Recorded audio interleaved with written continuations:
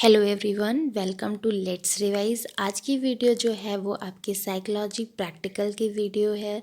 आपको पता है कि आपको साइकोलॉजी में प्रैक्टिकल फाइल बनानी होती है जिसमें आपको 6 टॉपिक्स मिलते हैं, जिसमें से 3 आपका एक्सपेरिमेंट होता है और 3 आपका टेस्ट होता है। तो आज की वीडियो में हम जो फाइल देखेंगे वो हमारी है पर्सनालिटी के बेस पे। तो यहाँ पे जो प्रैक्टिकल हम देख रहे हैं वो हमारा टेस्ट है जिसका नाम है हाई स्कूल पर्सनालिटी क्वेश्चनर। यह आपका पर्सनालिटी को चेक करने के लिए किया जाता है। इसके थ्रू आप अपने स्टूडेंट्स की पर्सनालिटी को चेक कर सकते हैं कि उनकी पर्सनालिटी कैसी है। तो सबसे पहले हम एक बार देख लेते हैं कि इसको करते कैसे हैं, उसके बाद मैं आपको बताऊंगी कि आप इसको अपने फाइल में क्या क्या लिखोगे। ये वीडियो बनाने का मेरा बस यही मोटिव है कि आप लोगों को जो भी डाटा मिले ना वो पूरा नॉलेज वाला हो और आपको हेल्प मिले, जिससे कि आप खुद भी अपने उसको बना सको अपनी फाइल को। क्योंकि जब मैंने फ़ाइल बनाई तो मेरे पास में मुझे यूट्यूब से और किसी जगह से कोई भी हेल्प नहीं मिल पा रही थी। और रेगुलर जो स्टूडेंट्स नहीं होते हैं उनके साथ यही होता है कि उनको प्रॉपर हेल्प नहीं मिल पाती है अगर वो खुद से फ़ाइल बनाना चाहें। तो जो प्रॉब्लम मैंने फ़ेस की वो आप लोग ना फ़ेस करो, इस वजह से मैं ये डिटेल में वीडियो बना रही हूँ। इसके अलावा अगर आप सिर्फ लिखना चाहते हो तो आप म्यूट करके लिख सकते हो। तो यहाँ पे आपको ये आंसर शीट दिख रही है, इसका क्वेश्चन पेपर नहीं है। इसका क्वेश्चन पेपर इसलिए नहीं है क्योंकि इसका क्वेश्चन पेपर आपको कॉलेज में ही मिलता है। जब आप इसका टेस्ट करने के लिए बैठते हो तो आपको वहाँ पे क्वेश्चन बुकलेट दी जाती है जिसमें आपके टोटल 142 क्वेश्चंस होते हैं और उन क्वेश्चंस को आपको आपके स्टूडेंट्स को देना होता है और उसको बोलना होता है कि वो क्या करे। ये जो आपको स्क्वायर बॉक्सेस दिख रहे हैं ना, इसमें अपने आंसर को क्रॉस करे। ठीक है, मतलब आपको वहाँ पे क्वेश्चन दिया होगा और उस क्वेश्चन के 3 ऑप्शन दिए होंगे, तो वो उस क्वेश्चन को रीड करेगा और उसके अकॉर्डिंग से उसका आंसर यहाँ पर टिक करेगा। तो अगर आप यहाँ पे देखो ना, तो जो आपका फर्स्ट वाला है तो फर्स्ट का उसने ए टिक किया है। एक चीज़ और ध्यान रखिएगा कि जो आपका स्टूडेंट होगा ना, तो यहाँ पे जो राइट आंसर होगा उसके लिए यहाँ पर क्रॉस का निशान लगेगा, टिक मार्क का, राइट टिक का निशान नहीं लगाना है। तो जो जो भी स्टूडेंट आपका सेलेक्ट करता है आंसर, उसमें उसको क्रॉस का निशान लगाना है। जब सारे क्वेश्चंस के क्रॉस लग जाएंगे तो आपको आपके ही टीचर जो होंगे वो आपको एक स्टेंसिल प्रोवाइड करेंगे, या जब आप अपना लाइव प्रैक्टिकल करने बैठोगे ना एग्ज़ाम के दौरान, तो वहाँ पे भी आपको एक स्टेंसिल प्रोवाइड किया जाएगा और इस आंसर शीट के ऊपर आप उस स्टेंसिल को रखोगे। आपको 2 स्टेंसिल्स दी जाएंगी, ठीक है, जिसमें से फर्स्ट स्टेंसिल जो होगी वो आपकी A, C, E इन सब को कंसिडर करेगी और जो आपकी दूसरी स्टेंसिल होगी वो आपका B, D, E इस सब को देखेगी। तो आपको क्या करना है, आपको अपने स्टेंसिल को रखना है और देखना है कि कितने क्रॉसेस वहाँ पे सही होते हैं। तो फर्स्ट स्टेंसिल में यहाँ पे 12 आंसर सही हुए थे, मतलब उसने 12 आंसर मार्क किए हैं स्टूडेंट ने आपके। एंड सी में भी आपके 7 मार्क किए हैं, ई में आपके 2 मार्क किए हैं। तो इस तरह से हमको सारे यहाँ पे लिख देने हैं, यहाँ से काउंट करते हुए। जो जो भी आपको स्टेंसिल में टिक का निशान लिखेगा ना, आपको ज़बरदस्ती उसको टिक के करीब नहीं ले जाना, आपको बस स्टेंसिल रखनी है और जो जो दिख जाए क्रॉस, बस उसको आपको काउंट करके और अपना यहाँ पे लिख देना है। उसके बाद में आप इधर देख रहे हो ये 6 और 5 लिखा हुआ है। तो ये क्या चीज़ है, तो ये आपका स्टैंडर्ड स्कोर है। आपको एक मैनुअल दिया जाएगा जिससे आप वहाँ पे आपको लिखा होगा कि आप स्टैंडर्ड स्कोर को कैसे काउंट करते हो। तो अभी जब मैं आपको ये प्रैक्टिकल वाला एस्पेक्ट दिखाऊंगी फाइल का, तो उसमें मैं आपको बताऊंगी कि आप कैसे इसको काउंट करते हो। तो अब हम आ जाते हैं अपनी फ़ाइल की ओर कि हमें क्या क्या कैसे लिखना है। तो ये हो गया आपका जो आपको पेपर मिलेगा और बुकलेट मिलेगी उसका वर्क। फाइल की तरफ आ जाते हैं।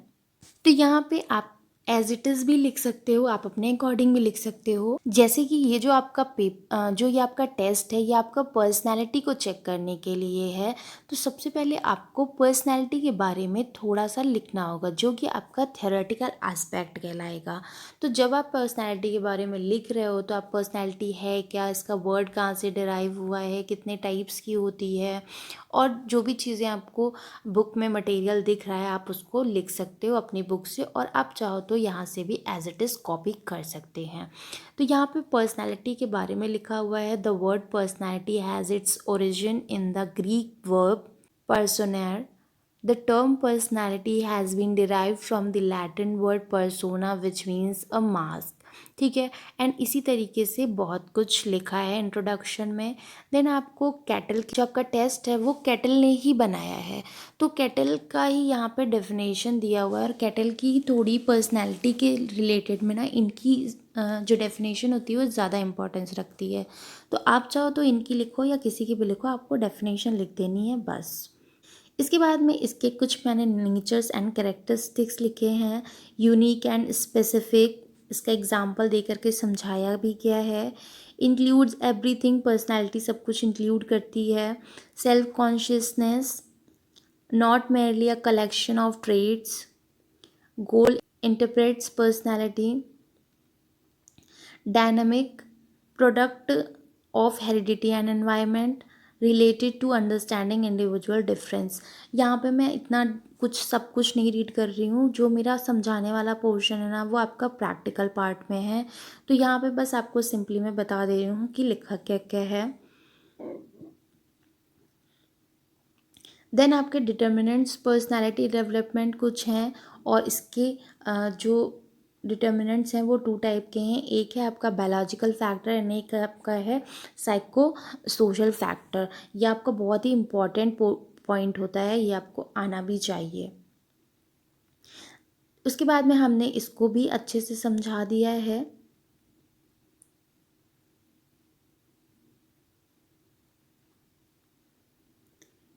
इनको समझाने के बाद में हमारी जो पर्सनालिटी है उसकी कुछ थ्योरीज एंड अप्रोचेज हैं, उनको भी हमने अपनी थ्योरी में ऐड कर लिया है। जैसे आपका ट्रेट अप्रोच है, टाइप अप्रोच है, साइको एनालिटिक अप्रोच है, trait come type approach, humanistic approach and learning approach.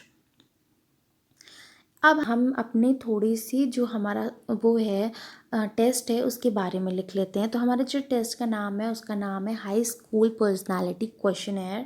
Introduction में लिख दिया गया है, personality is that which permits production of what personal will do in given situation. तो ये जो टेस्ट है वो किसने बनाया है, रेमंड बी कैटल ने। इसके बाद में इसके बारे में थोड़ा और लिख देते हैं। फिर हम इसमें थोड़ी सी कैटल्स की थ्योरी, जो अकॉर्डिंग टू कैटल पर्सनालिटी के बारे में कैटल ने क्या बताया है, कौन कौन से ट्रेड्स दिए हैं, क्या कहा है, इन सबको हम लिख देंगे। तो इन्होंने आपके 16 सोर्स ट्रेड्स बताए हैं, यहाँ पे वो सारे 16 सोर्स ट्रेड दिए हुए हैं।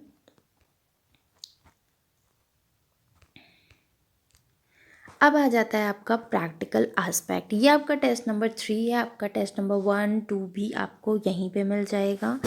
तो सबसे पहले हमें क्या करना होता है, ऊपर हेडिंग डालनी होती है प्रैक्टिकल एस्पेक्ट, देन अपना टेस्ट नंबर डालना होता है मिड में। उसके बाद में नेम ऑफ द टेस्ट, जो आपके टेस्ट का नाम है, हाई स्कूल पर्सनैलिटी क्वेश्चन है, आपके टेस्ट का नेम है। इसकी कंस्ट्रक्टर कौन है, अभी मैंने आपको पीछे बताया, रेमंड बी कैटल। इस टेस्ट को कंडक्ट करने का ऑब्जेक्टिव क्या है, तो इस टेस्ट को कंडक्ट करने का ऑब्जेक्टिव है सब्जेक्ट की पर्सनैलिटी को जानना और उसकी जो क्रिएटिविटी है ना उसको जानना। इसके बाद में आपकी नेक्स्ट हेडिंग होगी डिटेल ऑफ दिस सब्जेक्ट। आपको जितना मैं बता रही हूँ ना, आपको एज इट इज़ ऐसे ही अपने फाइल में मेंशन करना है। आप चाहो तो पूरा पूरा कॉपी करो, चाहो तो आप सिर्फ मेन मेन चीज़ें कॉपी करो, और ख़ुद से लिखना चाहो तो वो वेल एंड गुड है, आप उसको भी कर सकते हो, ये आप पे डिपेंड करता है। तो हमें क्या करना है, यहाँ पे टोटल 5 चीज़ें अपने सब्जेक्ट के बारे में लिखनी है, सब्जेक्ट जो इसके ऊपर आप ये टेस्ट कर रहे हो। ठीक है, कोई भी स्टूडेंट्स हो सकता है, कोई भी आपके क्लासमेट हो सकता है, कोई भी हो सकता है। क्लासमेट आप तब लोगे जब आप अपना स्कूल में कर रहे हो बीएड करते टाइम पे, बट अगर आप एग्जामिनर के सामने करोगे ना तो वहाँ पे आपको अपना स्टूडेंट लेके जाना है। तो यहाँ पे हमने सब्जेक्ट का नेम डाल दिया, एज डाल दिया, gender, qualification, mental and physical health को डाल दिया है।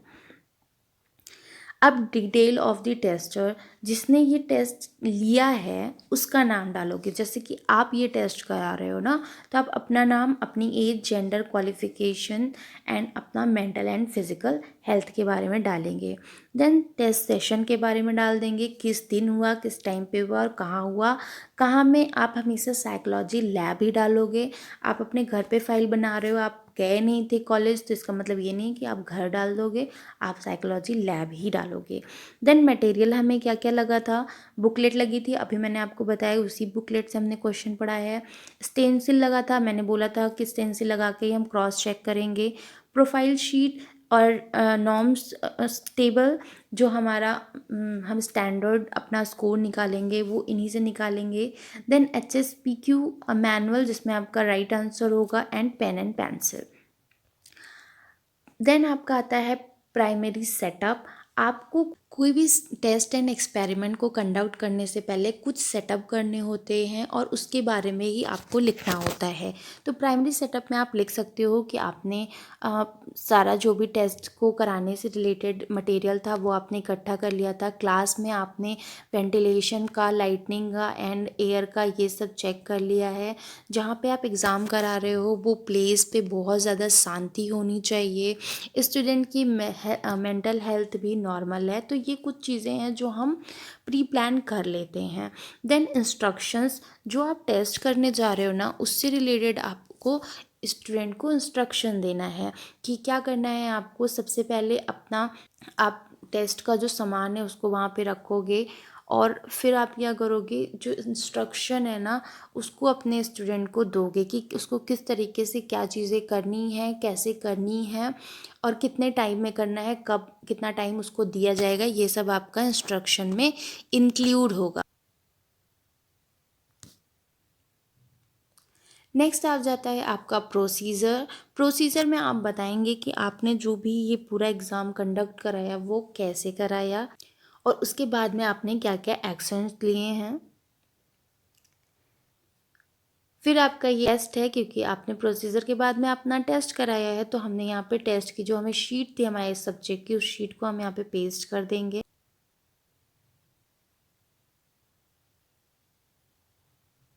तो अब यहाँ पे हम आ जाते हैं, जो हमारी फर्स्ट टेबल बनेगी प्रेजेंटेशन ऑफ डाटा, वो कुछ इस तरह से होगी।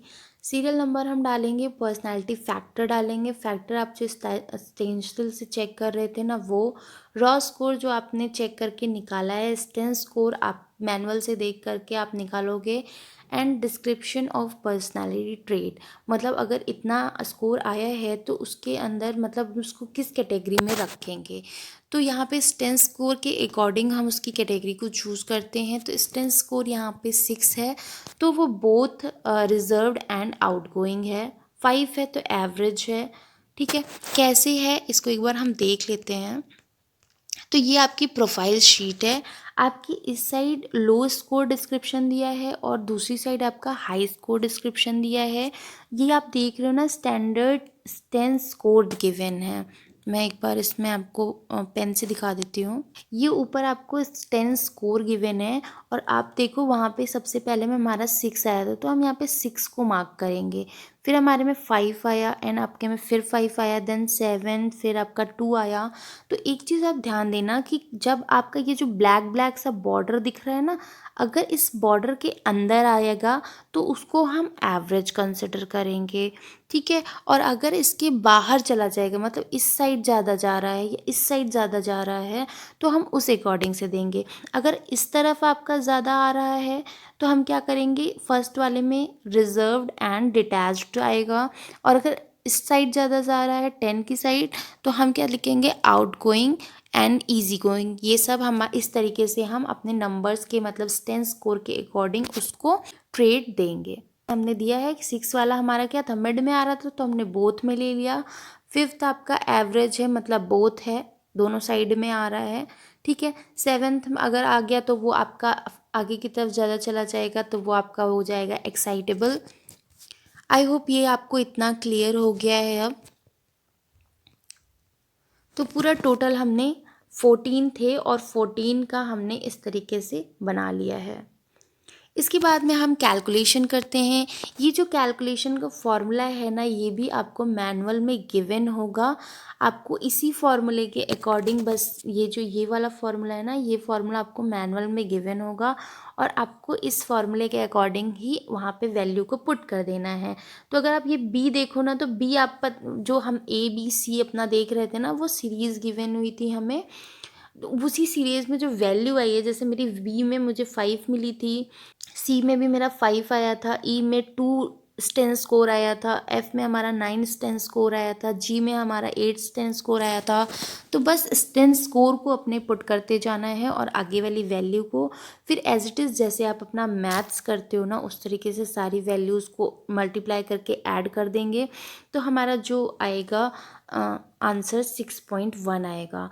तो इसको हम स्टेन, इसका जो होगा वो 6.1 होगा। जो सेंटाइल होगा वो सेंटाइल भी आपकी मैनुअल वाले बुक में होगा और आप वहाँ से इसको देख करके सेंटाइल को उतार सकते हैं।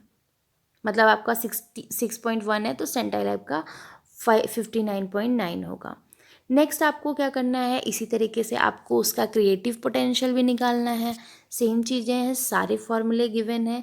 एक ही जगह पे आपको 6 रख देना है क्योंकि आपका वहाँ पे स्टेन स्कोर 6 आया था ए वाले में, बी में 5 है, डी में आपका 5 है। इस तरह से करके सारी वैल्यूज़ को पुट करना है और उनको कैलकुलेट कर देना है। तो यहाँ पे जो हमारा स्टेन आएगा वो आएगा 2.3 और बुकलेट में हम जब मैनुअल में देखेंगे तो वहाँ पे सेंटाइल क्या होगा हमारा 4.0 होगा।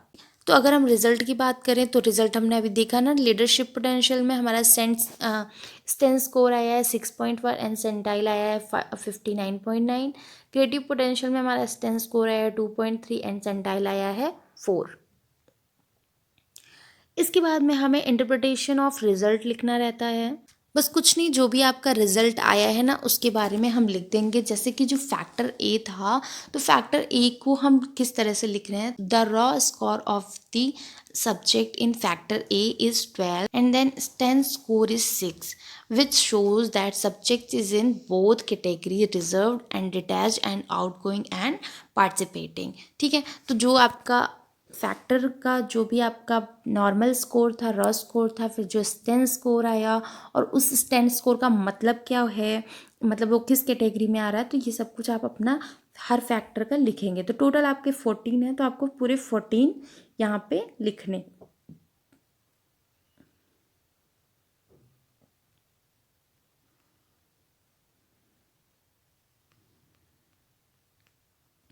इसके बाद में हमें लिखना है इंटरप्रिटेशन ऑफ लीडरशिप पोटेंशियल। जो हमारा आंसर आया है ना, तो जैसे आपने निकाला है, जो भी कैलकुलेशंस आपने करी हैं वो आपको थोड़े से ब्रीफ में यहाँ पे लिख देना है। इसके बाद में आपको सिंपली आपका क्रिएटिव पोटेंशियल का भी लिखना है और देन एजुकेशन इम्प्लीकेशन, मतलब कि आपने जो ये टेस्ट कराया है स्टूडेंट के ऊपर, इसका एजुकेशन की फील्ड में या एजुकेशन में इसका क्या फ़ायदा है, मतलब इस टेस्ट को कराने का एजुकेशन से रिलेटेड क्या फ़ायदा होगा, स्टूडेंट के लिए क्या फ़ायदा होगा, ये आपको लिखने हैं कुछ पॉइंट्स। देन आपको रेफरेंस लिख देना है कि आपने ये कहाँ से किया है। ठीक है, कोशिश करिएगा कि आप जो रेफरेंस लिखो वो बुक का लिखो और आप वेबसाइट्स एंड यूट्यूब का जो रेफरेंस है वो कम लिखें, क्योंकि फिर एग्ज़ामिनर इनको थोड़ा सा मतलब नेगेटिव वे में ले लेते हैं। तो आप कोशिश करिए कि आप अपने बुक्स के नाम ज़्यादा लिखें। आई होप ये वीडियो आप लोगों के लिए हेल्पफुल हो और आप अपनी फ़ाइल को और अच्छे से बना पाएँ और ज़्यादा से ज़्यादा प्रैक्टिकल में मार्क्स गेन कर पाएँ।